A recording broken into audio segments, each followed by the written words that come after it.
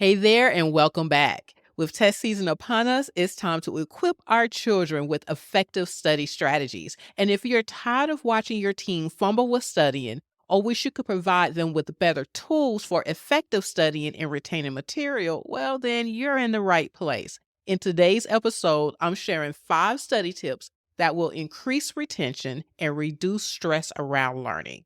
From taking strategic breaks to mastering active recall, I've got you covered. So grab your headphones, a cup of coffee, and get ready to empower your teen with the skills they need to thrive academically. Let's dive in. Welcome to Teaching High School Science. I'm your host, Doc, a former biochemist turned high school science teacher and private tutor. Whether you're homeschooling your teen through high school science or teaching online, join me as I share tips and strategies I've learned over the years for at-home and online labs and activities, breaking down complex concepts, and structuring learning in a way that makes sense. Now, let's dive into today's topics. The 5 study techniques that we're going to talk about today is taking breaks, using active recall, practicing a lot of problems and how to find those additional problems, setting a study schedule, and using spaced repetition. The first study tip is taking breaks using the Pomodoro Technique. In this technique, you are encouraged to break down your study sessions into manageable chunks of time. Typically, you're encouraged to study for 25 minutes, followed by a 5-minute break. But there are research-based variations to the time intervals depending on what you're doing, such as working math problems or writing essay papers. And that's because, well, each of these tasks require different loads of brain power. So in these cases, it's recommended to use a 50-minute intensive study session followed by a 10-minute break. Now, to keep my time sessions and my breaks in order, I prefer to use a timer, and I will set it for 50 minutes, then for another 10 minutes. However, the goal is to have distraction-free work sessions. This may mean putting your phone on Do Not Disturb or using an app to quiet those notifications, or listening to music.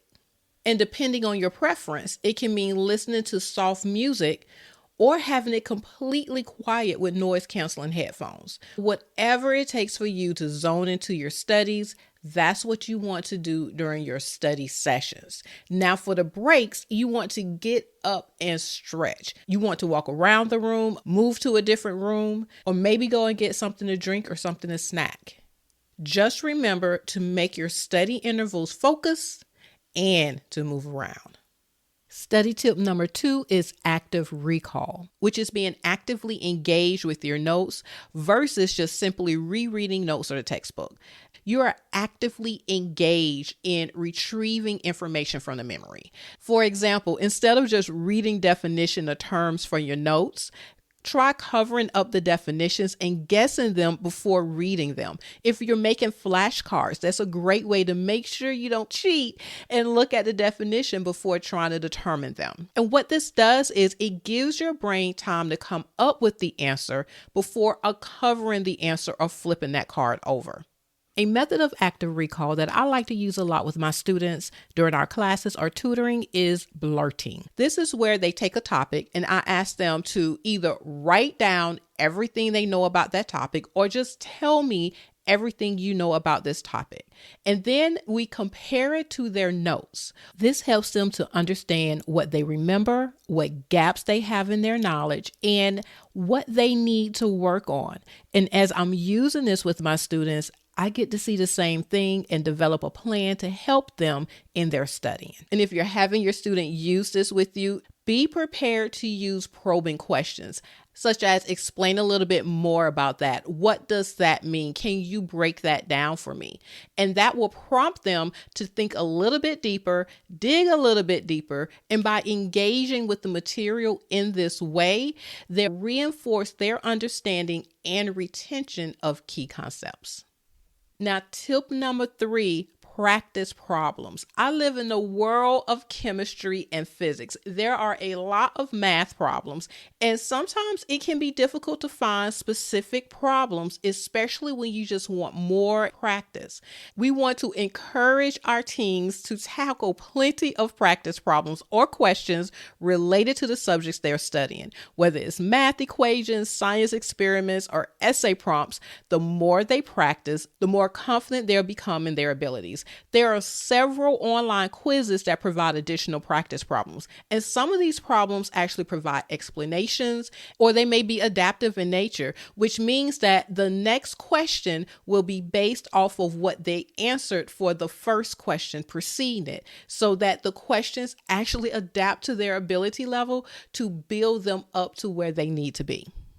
Now, for math problems, especially when it comes to chemistry and physics, I often change the measurements in the problems and have them solve it again. They begin to focus on the process and why we're doing the process versus the values in the correct answer. And another plus with additional practice problems, even if it's just changing the values in existing numbers, is an excellent way for them to identify any areas they need additional attention. It may be one step or one process, or even just simply using their calculator that they realize, I got the technique, I understand why, but this is where I keep getting stuck. Study tip number 4 is setting a study schedule. Consistency is key when it comes to studying. Help our teen establish a study schedule that works for them, taking into account their daily routines and commitments. So whether it's dedicating a certain time each day to study or setting aside specific days for each subject, having a structured plan in place will help them to alleviate stress and anxiety, especially waiting till that last minute. And it will ensure that they stay on track with studying particular topics at particular times. An example may be having 2 90-minute study blocks per week where you alternate the subject areas. And during the study blocks, remember to use the Pomodoro Technique where you are chunking the time and taking breaks. These blocks should be dedicated to reviewing material, not covering new material, but reviewing material that was covered over a specific period of time. Now, this leads us directly into tip number 5, which is using spaced repetition. And that is because the study schedule can complement this next technique. Spaced repetition involves reviewing material at gradually increasing intervals over time, which improves retention. So it's suggested that they review new material frequently at first, then gradually increase that time between reviewing that material and interjecting new material. Then as that material becomes older, they retain it more, and then you're increasing the time between which they look at that material again. Now, how would this look during a study block? Well, they will always review older material, but the time dedicated to that older material will decrease each study block as they show that they are retaining that material. The remaining time is filled with new material, and as time goes by, you'll notice that the new material is the bulk of the study time, while the older material gradually decreases as retention increases. So in a nutshell, it is suggested that they review new material frequently at first, then gradually increase the intervals or time between the reviewing of this newer material as it becomes older and they become more familiar with it. So by incorporating these 5 study tips into your routine, which is taking breaks with the Pomodoro Technique, active recall, practice problems, setting a study schedule, and using spaced repetition, you can develop effective study tips or help your teen to develop effective study tips that will serve them throughout their academic journey. And remember, it's not just about putting in the hours, but studying smart. Do you have any study tips or techniques that work well with your teen? If so, I'd love to hear from you. Let me know if you have any questions, ideas, or other experiences that you'd like to share. Head on over to my podcast page, which you can access by visiting my website at thesciencementor.com. Then select podcast from the menu. And subscribe now to the Teaching High School Science podcast for your regular dose of motivation and just-in-time science ideas. And together, let's make high school science a journey of exploration and achievement. Until next time, remember, curiosity leads to endless possibilities.